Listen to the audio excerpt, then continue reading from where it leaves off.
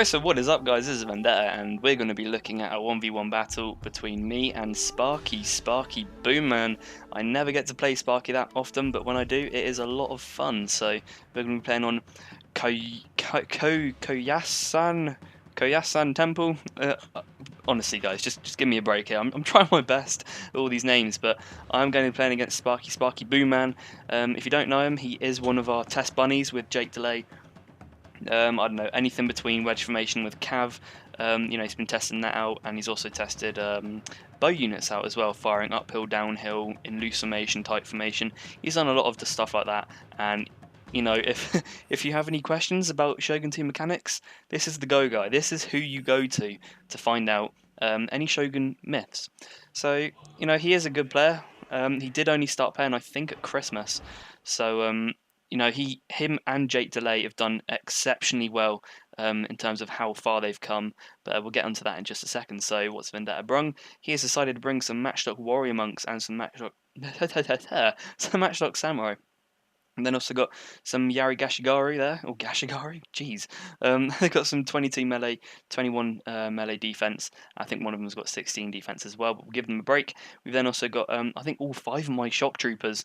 So this is looking pretty beast, all with 17 attack. I think that one at the end, there with 15 melee attack. All of my katana troops now do have that 20 attack, but we've also got some Yarikav in the forest there, and I've got a crap ton of cav over here. So I've got some bow cav, Yari cav, fire cav, and another Yari cav. We then got some Naginata warrior monks. I've got 3 of those guys. So I pretty much bring a whole veteran army. I think apart from pretty much the matchlock, except this one unit is, but can't really count it. And then I've got hybrid general, so I've got some melee and also some leadership. Okay, let's go over to Sparky. Let's go over to the Boomman himself. He has got some Yari Ashigari, some Katana Samurai, some Naginata Warrior Monks on either side of his units, his general, sorry, and then he's what a very mixed general. He's got a very, very hybrid general, so he's got some bow leadership and melee there. So he doesn't specialise in anything, guys. He's just good at everything. Let's just leave it at that. So then he's also got some Naginata Warrior Monks, again at the back there, some Matchlock Warrior Monks, backed up by some Naginata Samurai. It's a nice little flanking force. I do like it when people do this. I need to do it more often, where you've got some matchlock units backed up with some spears, because you can just engage most of your army, and then you can pull these guys around the flank and just rape from the side. And then you've got Naginata attendants, some Lone Sword Ashigaru, some Great Guard, Yari Cav, and some more Yari Cav around the flank? No, we don't know. I'm sure he'll pull them out in a minute, and then he's also got some Fire Cav. Oh my goodness, I've got a little bit of cold at the moment. You may be thinking, really, Vendetta in April in England? Well, yeah, it was snowing yesterday, which is just a little bit bizarre if you're not native to this country. And then he's also got some Matchlock Samurai and some Naginata Samurai there. Again, another flanking force. He's probably a little bit too widespread. He probably should be going up onto this hill, but, he's going to go for this workshop. I'd probably say sending one of your cavalry units over, because that's what I'm going to do. It's nice and quick, and it doesn't break up your army as such. But I have brought a massive army. This is huge. And his cavalry is going to reveal he's got some more matchlock, some more Naginata Samurai. He's got Monk Cav, Great Guard, and a Fire Cav. So that is really, just no. That is a horrible, horrible component to fight against. But I'm going to pull all my guys out in force, just to scare him a little bit. Hopefully he won't engage. Sometimes it can just be a good idea to hold your cavalry here. After this I'll try and do some tournament replays, because I haven't done any of them in a while. And sometimes it can just be a good idea to hold back your cavalry, just to try and ward off, if you like, just to try and threaten. You're kind of basically saying, I got these awesome cavalry units, so if you attack from the flank, go at your own risk, because they're not really going to. You're not going to flank someone or attack from the rear unless you've got a decisive advantage, in that area, if you're going to be meeting little resistance. So having maybe 2 Great Guard or 2 Yari Cav at the back, not necessarily doing anything or not necessarily engaging, it can be a very nice idea, because it fends off any possible attacks from your opponent, because he's not going to want to do that. I did do that against Surav in the tournament battle, so we look forward to casting that one. Okay, we've then got some. His cavalry is now going to be hiding in the forest. Mine is pretty much here in the open, so this is a bad move. I need to take mine into the forest as well, because what you can do is that you can creep all the way up here without me noticing, and then you can just will right out charge me, and my reaction time is going to have to be exceptionally quick. Plus, I'm on the downhill, so he could destroy this, especially with the type of units he's got, because the only thing that's really going for me at the moment is my charge. That's the only way I'm going to win. So I'm going to open up with my matchlocks. He's sending forward his Yari Ashigara. It's a good idea, but if you're going to be charging matchlocks, make sure you go balls deep. That's basically my... that's pretty much what I'm going to say. You have to go balls deep if you're going to be standing up a meat shield like this. My cavalry over here gets routed. I'm not really sure what happened. I think they just had a 1-to-1 with Yari Cav, and I think they lost a little bit. But, you know, guys, don't be too ashamed, as they did have some spear infantry, so trying not to take it too harsh. He's, as I said, a very nice flanking force. I was going to charge into his matchlocks with my bow cav, but they decide to... Sparky's clever, and he starts to pull in his Naginata Samurai there, and he does get some very nice shots off at my bow cav, but it is through a forest, so it's going to negate it slightly. I pull back my cavalry back into the forest. It was a while since I played this, so several of the things I'm saying that I should do, I probably will actually end up doing. So he's going to cleverly pull this unit out and do a nice flanking maneuver. I don't know what's going on with my formation at the moment. It's a little bit retarded, but he's going to be charging into my... he's going to be charging his katanas into my long Yaris, something you don't really want to do. But, hey, this is Sparky, you can do whatever the hell he wants, because he's a boom man, baby. And then he's going to be taking in his Naginata Samurai into the flank. I'm not sure if I quite get the charge off here, because if I don't, that's very bad. And I'm not even sure if he's charging. He's not even charging himself. And my bow cav went through and just wrecked this monk unit in their melee. And now I'm going to charge their general. He's got 17 melee defense, which is not really a move I would ever advise, but you know, sometimes it can be useful. I do pop off a rally. I'm not entirely sure why I do that. His cavalry's now going to make a move. I've got loads of spear units, so it's going to be incredibly difficult. Again, I've got that nice, soft, creamy sword center. I'm going to hit these bow cav straight into the back of these Naginata Samurai. This is what I'm talking about with the versatility, guys. You need to be doing more of this. And he says, because I was talking to him over Skype at this, and he said he forgot about my cavalry, and I just go straight in and I charged them. You know, so sometimes it can just be good to hide your units. I mean, even if they know you've got units there, sometimes it can be good because then they kind of forget about it. So he does eventually find out, and then he's actually going to be able to charge me back. I'm not too sure what I was trying to do. I think I just clicked and dragged and was going to run in the back, but it just didn't work out. So this is what I mean by sticking your army together. It was a good idea. He's got the workshop, but again, you probably want to have you know, the Yari Cav taking it because it's nice and quick, and you keep all of your units together. So these units would be good if sorry, if they came around the flank here, that would have been very nice, but you can't really do that now. And my bow cav are going to be firing at him through the forest, and I've got my matchlock set up here just for when he just gets up the hill. And I've got 2 katana samurai who are not being used. He does let off a war cry, and it looks like my cavalry is going to lose the engagement because, as I said, their biggest advantage is going to be the charge, and I didn't quite get the charge. The fire cav have also got the melee attack advantage, but you know, he's just going to tear through them really easy. He's got a very strong cavalry component, and now my yeah, I'm quite open at this point. So I'm going to pull over my Naginata warrior monks to try and cover my general and cover my back line. He's now going to go over for the warrior monks, what I would be doing if I were him, which it looks like he is kind of doing, but you know, I'd be charging one in here, one around the back. You know, I wouldn't be charging into this unit here because they've got solid. I mean, look at them, blazing heat. That's what I've called them. There's a reason they're called blazing heat.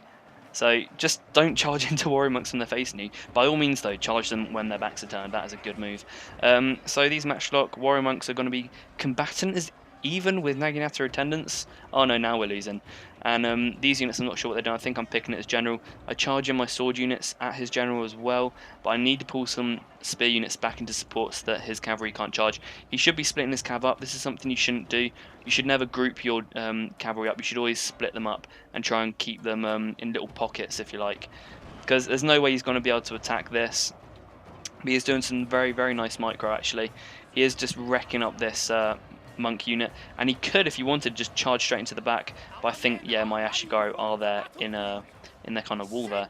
But you know, he really does. I think he's spotted it now, so all of a sudden my sword units are out of position. He needs to charge them right around the sword dojo to get them, and what I'm going to try and do is distract him with my bow cav, because these sword units are going to be very, very handy for the final battle. He's placed up his matchlock samurai. He's going to start firing down at my flank into some Ashigaru, it looks like, my holding firm biatches. And it's done good, because he's got his fire cav and his great guard. He's got a lot of those guys left. They got a fair number of kills there. But you know, he could do a lot more with those guys. He just needs to split my army up. He's got a mobility advantage. You know, he's got the workshop. He could get the sword dojo because I'm going to be moving up. And at this point, he's just like, oh, Vendetta, what are you going to do now, mate? And yeah, this Yari Cavers over here is just chilling. But at this point, I actually say to him on Skype, you know what, Sparky? Fuck it. And I literally just get all of my units and I group them up and I just charge everything I have at this one matchstock samurai. I just charge him outright. And his Great Guard and his Fire Cav are going to be slowly walking to ward off this Katana Samurai. But, you know, I'll be taking up some Naginata Warrior Monks with them. And, yeah, I mean, it's going to be quite painful because he's going to be shooting straight into my Katana Samurai, getting some really nice easy kills. They've already racked up 150 kills. So these guys are having a field day. He really should stretch these guys all the way out into that long thin line. And this is the point where I just said, fuck it. And he's like, oh, Vendetta, what you doing? I'm like, I'm charging you. He's like, with your whole army? I'm like, yeah, of course I am. Because that's the only way I'm going to beat this. Because I pretty much need all my anti-infantry to beat this. But at the same time, they need spear support. So let's just bring over the whole army. Let's do it. Let's do this.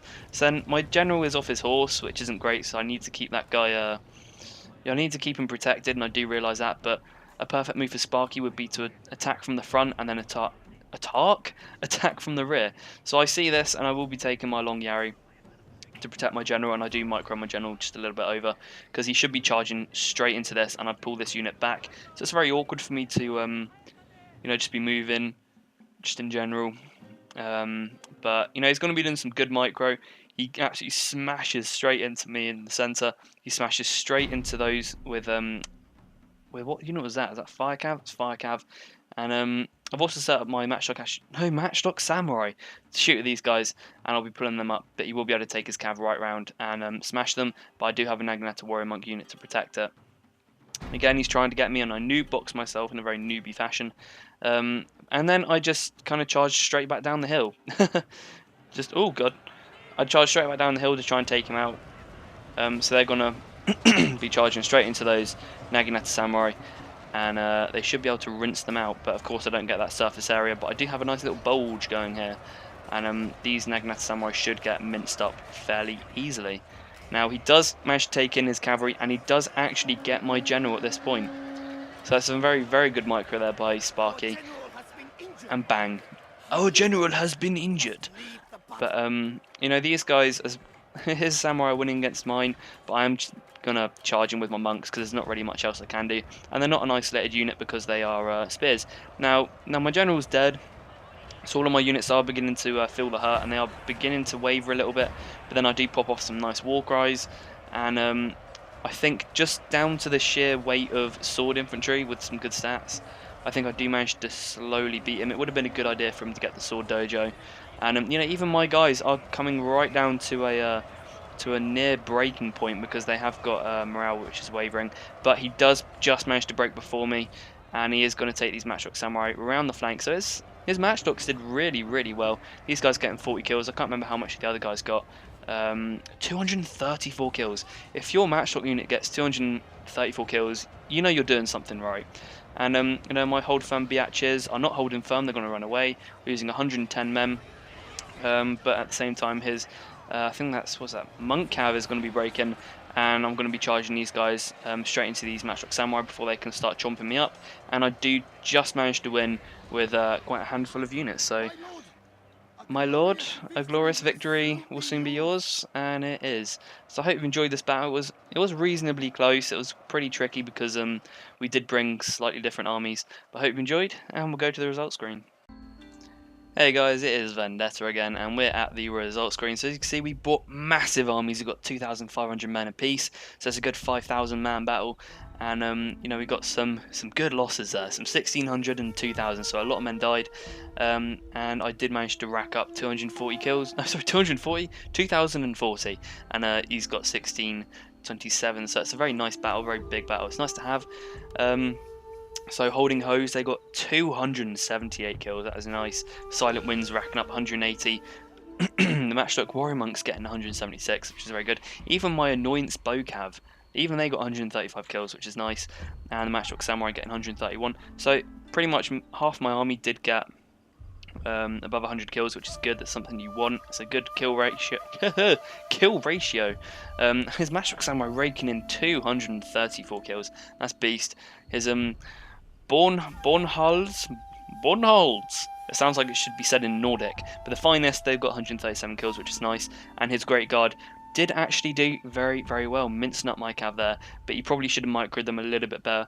The best thing to do is to charge in like your main force, because he was very spread out. That was his main issue. I mean, when we did get into locked grind out battles, it was very tough. And if he had his whole army there, he probably could have won, attacking from the flanks with the cav and the matchlocks.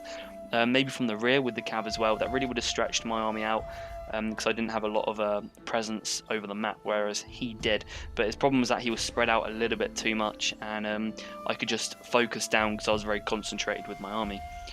Yeah, it was a very good battle. I hope you enjoyed. It's not often I get to do one of this size, so I hope you've enjoyed, and bye for now.